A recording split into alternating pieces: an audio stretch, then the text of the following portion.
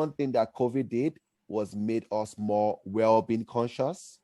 It made us more aware that our well-being is important. We need to be as conscious about our well-being as we are about our work.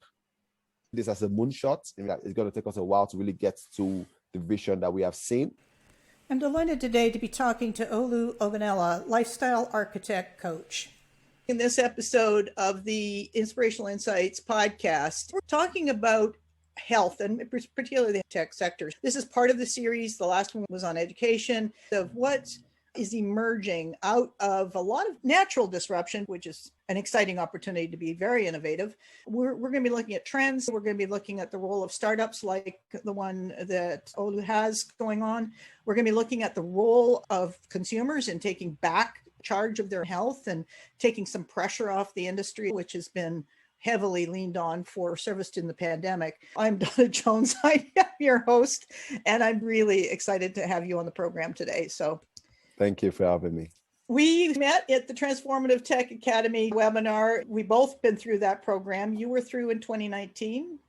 Yeah. Start off by telling us, how did you get into the health tech space? What brought you into this? I used to be in the renewable energy space. While I was in school, I was a college athlete. So I got into cycling and I became very good and also joined the national team. I'm originally Nigerian. So I flew back to Nigeria to participate in the All African Games in 2011. I did not win any medal, but it was a fun experience. I think my background in sport and athletics is what got me into fitness and wellness. Shortly after my career in sports as a professional athlete, I actually decided to move back to Nigeria. So I studied in the US and moved back to Nigeria, and that's where I started my renewable energy company. I had a renewable energy company, and I also have a renewable energy think tank called Liferiths Africa, which was connecting the global space to the renewable energy sector in Africa. I was really busy. I was burning out, and usually when I burn out, it takes me about a month to 3 months to recover from a burnout episode. I guess it's because I was a professional athlete and I in tune understanding of how my body feels when it's at 100%. I realized it took me that long to get out of it. So what happened, or what came to mind was like, you know what? I need to figure out a way to live a lifestyle of balance so that I don't burn out. What are those things that I could identify before the burnout episode so that I can put those structures in place and make sure I don't cross the line? That's what's led to the experiment. So now I've been tracking every single activity I do a day, so minutes to minutes, 24/7, 365 since 2016. It's been 5 years of quantified self-tracking, and that's what led to Liferiths. So Liferiths, we like to say we are building the future of preventive health and well-being. And what we're doing basically is we are creating a lifestyle data aggregation platform that aggregates all lifestyle data to help people manage their busy schedule, plan their day, prioritize better, and live a healthy, balanced lifestyle. Beautiful. I have to laugh when you said you're in renewable energy. That's 2 levels, right? That's personal energy, keeping your personal energy renewed, as well as the energy sector, which is a different scale altogether. So interesting background. Burnout is a huge topic right now. It is. And it seems that your tech is right on time in terms of giving people the tools that they need to actually start self-managing and claiming governance over their own lives. Tell us more about how does it work? What are the entry points? The science behind it basically is really simple. Countless research has been done by global health and wellness professionals that we are not doing enough of the key well-being activities. We're either not sleeping enough, not meditating enough, not exercising enough, we're not spending time on quality self-care activities, we're not building meaningful relationships, and we're either not eating healthy, balanced meals. Those 6 major areas cause the multiple causal factors that leads to some kind of energy depletion, which it eventually becomes burnout. Obviously, burnout is mental health related, but once you start spiraling down, you start doing less of the things you need to be doing, and that can eventually lead to some kind of chronic illness and eventually leads to death. According to World Health Organization, 41 million people died yearly, and it's the #1 killer in the world, basically preventive chronic diseases. we just said, let's go back to the root causes. If we can ensure that we're doing enough of these activities or doing the right activities at the right time and making sure that we're prioritizing our well-being over our work, then we'll be in a much better place. That's what it is. Simple 6 things: sleep, meditation, exercise, quality self-care, building relationship, eating healthy meals. The app helps users figure out if they're doing enough of those activities. And if they are not, I like the areas that they need to improve so that they can get that balance on a weekly basis. The app also has the life score, which is like a healthy lifestyle rating system based on all those things I mentioned. Well, how long is it taking you to develop this, and what kind of a team did you have to put together to make this work? It's been a side project since 2016 when I started trying to solve a personal pain. We registered the company back in 2019. So basically about 3 years of research and development.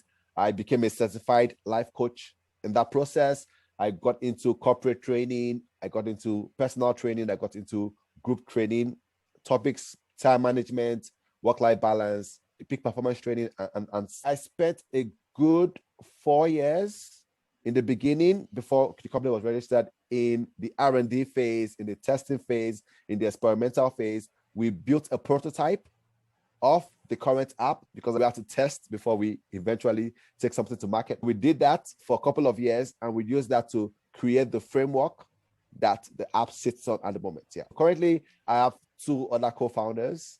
I have a COO and I have a CTO. We have employees, some part-time and sometimes full-time employees that help us get the job done. So it's a distributed company at this point? Yes. One of the things I was excited about when I looked through your bio in preparation for our conversation today is that you mentioned the Sustainable Development Goals, and a lot of people still aren't aware of them.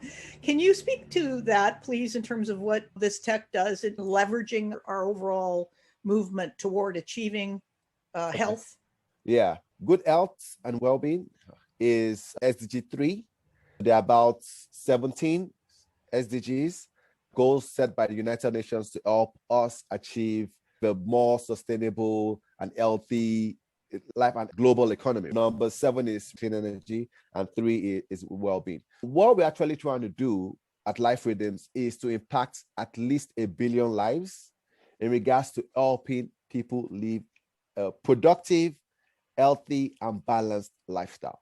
The word we coined to sum up the process is life intelligence. Similar to business intelligence, we believe we need some kind of life intelligence to help people make better daily lifestyle choices so they can live that productive, healthy, balanced lifestyle. Life intelligence basically is a combination of lifestyle data analytics and artificial intelligence.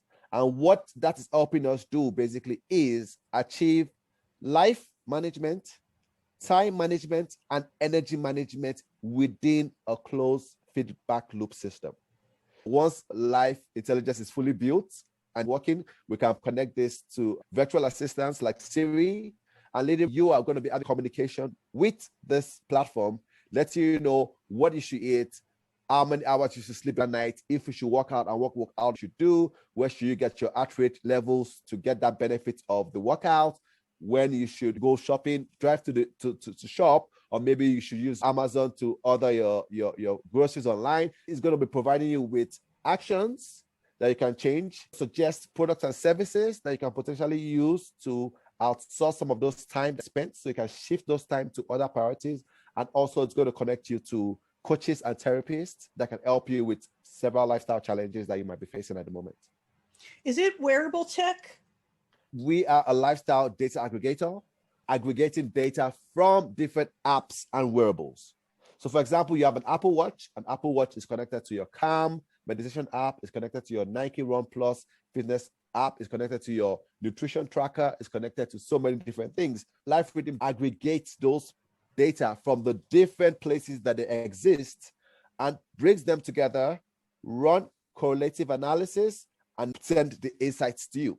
The problem right now is there are different solutions doing different things, but the data are not talking together to provide you with that deep, holistic insights that you can use to make those daily changes, select the better products and services to help you address some problems, and also help you automatically identify coaches or therapists that you might need Instead of you thinking, oh, I need to see a coach, based on your data, it says, oh, I think you need a coach in this area, and this is the coach you should consider working with.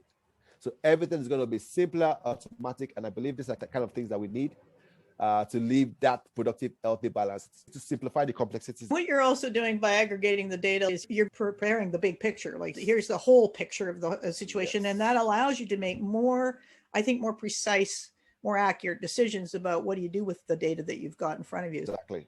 Yeah, that's very exciting.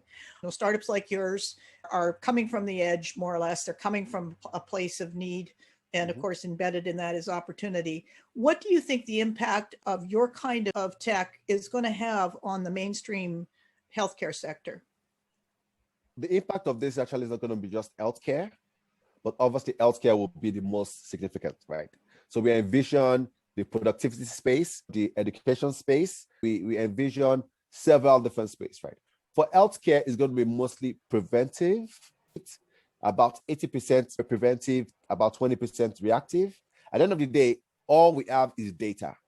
And with the right tools and framework and knowledge in the data, we can get so much from it. So the whole idea right now is, how can we help people avoid going to the doctor that obviously is overwhelmed right now because of all the things happening in the world? How can we avoid those doctor visits? How can we identify challenges way ahead of the time? Most times before you go to the doctor, you have had like months of living that unbalanced, unhealthy lifestyle before you get there. Since we know what leads to those chronic illnesses and those doctor visits, we can let you know way ahead of time that as long as you're making those changes, you are not going to get there.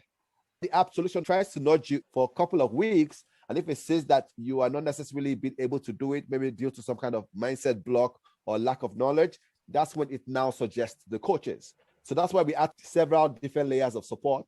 First, do it yourself. Boom, boom, you're getting it.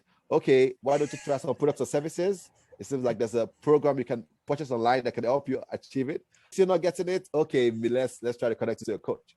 Because at the end of the day, behavior change is difficult. And that's why we have many of the challenges we face today. What Liferiths is actually pushing for is beyond behavior change. Because behavior change is just one thing. Oh, let's live better. Let's meditate. But lifestyle change is a combination of several different behaviors. It's even more challenging. Imagine if I say, okay, now I want you to do 3 things when one is already challenging. We want to stagger that solution saying, okay, sleep is the most important. Focus on this, but don't forget you actually need to exercise, you need to meditate, you need to eat healthy. And if we give you like 1 month, 2 months window to improve your sleep routine, to increase that number to 7 to 9% and increase that quality of sleep. If you are having challenges, then we can suggest some solutions. Maybe you need to change your bed. Maybe you need to change your pillow. Maybe you need to move into a different apartment. Then afterwards, okay, let's get a sleep coach to help you look at those different components to help you find those solutions. It's very holistic. We have to find a structured, staggered way to get people from point A to point B to point C, so that over time, they are seeing the doctors less, and we are able to reduce the total amount of chronic illnesses in the world, definitely helping us achieve the sustainable development goals to improve global wellness or global well-being. Because you've worked in corporate, one of the issues that I see because of my work in organizations is that companies are actually creating the stressful conditions that are creating the burnout. And that comes from a lot of what I call unconscious decision making. They're just not thinking about the impact of the decisions. It's a direct line. It's not really considering the ramifications or the impact. When you look at the corporate environments you've been in and have consulted in and worked in, is there any opportunity for corporations to get involved as active participants in helping their people achieve well-being? In other words, trade their position from being the cause of burnout to being responsible partners in achieving well-being. If I want to use that 80-20% rule, I'll say it's 80% the employees' responsibility, that's you and I, our responsibility, and about 20% the organization's responsibility. Because at the end of the day, organizations have to make profit no matter how much we push. Yes, they can help us with gym memberships, help us purchase an Apple Watch, they can give us some kind of credits towards buying equipment to have at home, things like that. Yes, those things help, But at the end of the day, it's all falls on the individual to do those things. We have to be intentional ourselves. So what we can do, obviously, is communicate with organizations to try to see how they can help nudge the users more into the right direction, potentially connecting them to solutions like ours that they might not be aware of by themselves. We will take it from there. This is what we have come to realize about behavior change or lifestyle change. There are three main components on an individual level for that changes to be made. One, each person needs to be intentional. I like to say you need to become as intentional as an athlete. At the end of the day, we need to do those things ourselves, right? We need to eat clean. We need to stop smoking. We need to sleep early. It's a personal decision. Your boss is not going to come home and say, okay, turn off that computer and go to bed. Sometimes I send you that email and I say, oh, we want you to reply right now. And it is 12 a.m. at night, which is not right. That part they need to change. But sometimes we become workaholics ourselves and we just want to keep going all the time. We need to be able to break out of that chain and say, I need to go to bed now. One, we need to be intentional as athletes, like an athlete. Two, we need to be as accountable as a coach. And this is the beauty of the wearable devices and the apps that track all our behaviors. It enables us to see what's going on so we can make those changes. It's similar to your bank account when you see I'm spending it on the wrong things, or your weight scale that you step on and I am not at the weight that I'm meant to be. My BMI is not where it is. How can I make those changes? Accountability is very key. The last one is we need to be as self-aware as a monk.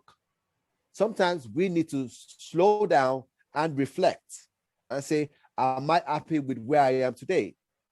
If not, what are the things I need to change? Is my mindset in the right place? Am I doing the right things? Do I have the right relationships? Is my lifestyle scheduled the way that will enable me to experience that productive, healthy, balanced lifestyle? We need to do all those things. Those are the key three things that I've come to realize. Once we are accountable, intentional, and self-aware, we will be on that journey towards becoming a better version of ourselves. Yeah. I also know that inside companies implementing what you're talking about here, they're going to see changes to their stress-related illness costs, their downtime because people are just barely coping. All of those metrics are going to change. What's in it for companies is big. There's costs associated with this, and dropping it all on the employee is convenient, but it's not entirely the picture. I would hope that over time, as you roll this out, you're going to see a change in company behavior. In order to make good decisions, you actually have to have people at peace with themselves. Otherwise, that process is compromised. I agree 100%. Where's the app at? Is it out in the market yet? The app is currently available in both the Apple and Google Play stores. Okay. It's called Lifeli, one word. Lifeli, one word. Worldwide. We will keep adding more features. Currently, we have Google Calendar integration, which we just launched a month ago. And we're adding many more integrations. We're going to be connecting products and services, providers. So from the app, you can easily connect to those services. We're going to be building the platform for coaches. What we have done for the past couple of years is build our framework. We just keep adding more features. We likely also want to be partnering with research institutions and universities because there's a lot of correlative analysis that needs to be done. Many of these research institutions and universities are already doing research in several different areas of life. What can we do to improve relationship? What are the factors that improve a relationship? How does sleep affect relationship? How does exercise affect relationship? What we are is a platform that has all these data sets already converging, and now we just work with universities and research institutions to see how can we extract even deeper actionable insights for the benefit of the users. We really want to come up with new content, new discoveries in regards to things that we can do that we know for sure without a shadow of doubt that works in regards to living a healthy, balanced lifestyle. That way we can eliminate the unnecessary things that we currently do towards live that healthy, balanced lifestyle. Yeah. So it's a very interesting journey. There's a lot of work that needs to be done. Life is not easy. I know I make it sound easy with everything I've said, but there's a lot of work that happens behind the scenes. I'm glad that myself and my team are taking on the challenge head on. What barriers to adoption are you seeing? Because you're an athlete. An athlete naturally has a focus that takes you places. Mentally, you can just focus on something and poof, you're on your way. Not everybody comes with that. So what are you seeing in terms of challenges? I wasn't born an athlete. I learned over time. It's a slow process in the beginning, but it's a process that we need to take responsibility for. The rate of chronic illnesses is alarming because behavior change is not easy. One thing that COVID did was made us more well-being conscious. It made us more aware that our well-being is important. We need to be as conscious about our well-being as we are about our work. Work is usually that thing where everyone focuses on and is your main priority majority of the time, and everything you do like circles around work. But now, due to COVID, that is shifting to well-being, where work is a component. There's really no easy way, but we are building that solution. Literally, you just have your Apple Watch in your hands and some apps on your phone. On a weekly basis, you will be getting insights that will be nudging you bit by bit. Start with drinking water. Start with going to bed at 10 p.m. Just little things. And you're going to start there and you will build a habit for drinking water. Then we add the next layer. It takes a couple of months to get there. Over a couple of years, you become like an athlete of some sort. I am as structured as I am right now because remember, I started in 16. I had 5 years of conditioning to get to this position. Everyone can get there. It's just a mindset thing. We're going to provide those mindset concepts and content to help people start to shift from the mindset level, and also the tools that is simplified to help people make the right decisions. That way, their level of confidence is increasing. I can do it, and they'll keep doing it. They're basically professional athletes in living a healthy, balanced lifestyle. I love that approach because it takes the athlete building process and applies it to achieving well-being, which is a lovely vision for a practical series of steps as well. I particularly like the idea of, okay, here's your first level. Okay, you didn't get that. So it just keeps escalating until you've got, so it gives you more chances to grab a hold of the concepts and put them into play in your life. Tell us where people can learn more. The company is called Liferiths, www.liferithms.com, Liferithms, Liferithms. That's the website. The app is Lively, Lifeli .app. You can connect with me on LinkedIn.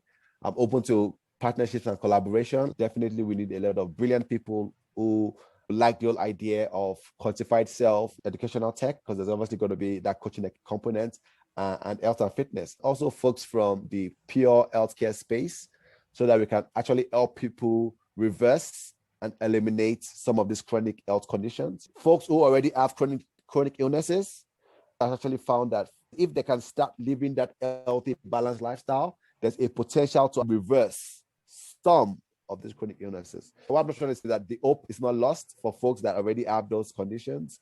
We can reverse it and we can get you back to a healthy state. It does offer hope. And certainly we've seen that in micro stories on YouTube where you've got somebody that's been told they'll never walk again and they pick up yoga from a teacher who's particularly patient and able to support those bigger jumps in states, of being. We've seen that. So I can only imagine what happens when you've got the power entirely in your hands, supported by data.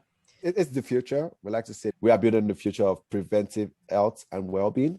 Now we have more data sets than ever. It's just a matter of putting those data sets together and coming up with those actionable insights. We are going to live a much healthy, balanced lifestyle, experiencing full human flourishing. What happens biochemically? What exactly is the biochemical process that you go through? What we have seen based on research is that we release chemical after performing various kind of activities. In a way, the wellness equation is actually a chemical equation, right? So we have 4 happy chemicals: dopamine, endorphins, serotonin, and oxytocin. Many of those activities I mentioned, sleep, exercise, meditation, quality self-care, and meaningful relationship, release most of those happy chemicals. What happens is that us working and overworking, Netflix and chilling after hours means that we're not doing those activities and we're not releasing those chemicals. What we're trying to do is keep understanding the effects of those chemicals so we can find a way to create a balanced chemical equation and figure out how we can build uniquely to you, customized to you based on that chemical that enables you to be your best self. It's very refined. It's strongly nuanced, right down to you managing your own state of wellness around depression. This is really a strong tool, I would say. Yes, it is. A business school Lausanne on the gapframe.org map the leverage points for sustainability in every country. It would be very interesting to tie what work you're doing as it gets rolled out into how those needles move in nations where health is, if you don't have health, you can hardly have a healthy economy. Let's face it, not to mention all the other systemic questions. I want to thank you very much for being on the program. Really appreciate it. And looking forward to seeing how this rolls out. Awesome. Thank you very much. It was nice being here. COVID-19 snatched away any sense of control people may have had, leaving your response to the unexpected as the place to flex your creativity. The focus turned to health, the vulnerable, and the margin, where you could exercise control over how you stayed well, emotionally, socially, and mentally. At least a modicum of autonomy came from time that was no longer being used for traveling and commuting to and from the office to redirect it to family or work if that was the priority and the focus. Each person has control over how you experience your health issues and or your maintenance of your health. I see Olu Ogunela Tech as being a part of a solution for people who wish to strengthen their resilience and self-efficacy.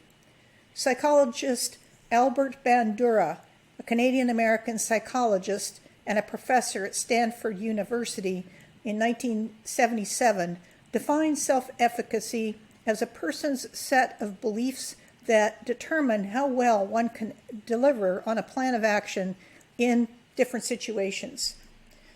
Self-efficacy is really fundamentally a person's belief in their ability to succeed in a particular situation. In this case, succeed to be well, succeed to be at peace, no matter what's going on around you. Health for companies should be a major focus because the quality of decisions depends on it. Decisions made under fear or negative stress will be short-term, not built to fit the conditions, and work with one option. In other words, a very narrow frame.